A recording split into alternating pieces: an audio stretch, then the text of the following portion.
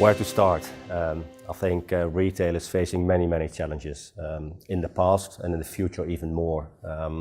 The pace of change in retail is incredible compared to other industries, and I think what we've seen in the last 10 years in retail, moving from brick and mortar retail all the way to online and everything which is in between, social, mobile, online, kiosks, call centers, everything together.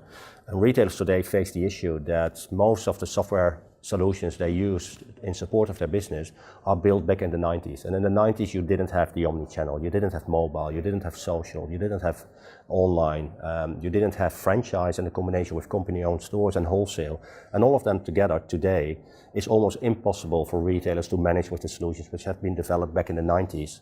The data model, the DNA of those solutions in the past are completely different and do not support businesses for the retailers today, and not even to think about what's going to happen into the future.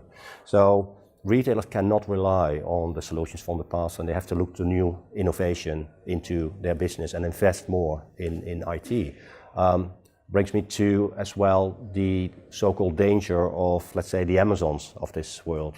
Retailers are worried about Amazon, and I keep on saying to them, do not worry about Amazon because you are special, you do something else. You cannot compete with Amazon because you will never win that battle with them.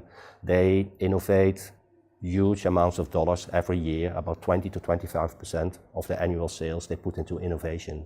A retailer cannot do that because they do not have the margins, they do not have the cash actually to invest that money. So you will not win that on innovation.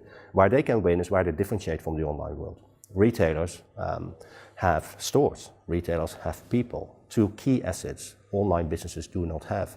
In your store you can make a customer feel comfortable, you can serve your customer with personal interaction. You can, with that you can build actually via digital transformation as well in store, a lot of things. People is very important of course as well. When you have the right people into your business with the right cultural mix, with the right talent, they can differentiate yourself from the online world. So I always say to retailers, it's not fighting the world you do not know, it's actually make use of the core assets you have within your business today.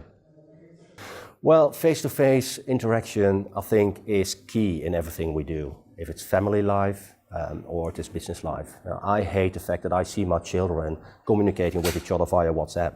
I think, where's the human interaction? Where social skills, we lose social skills.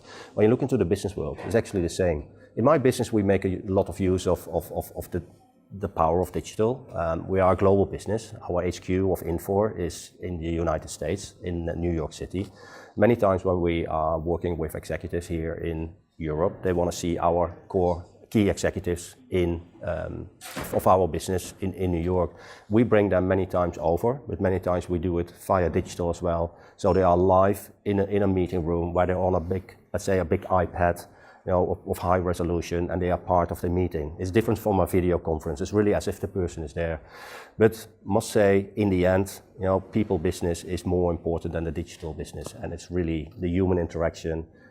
A human eye is always different than a digital eye, is what I say. So I think it will always be there.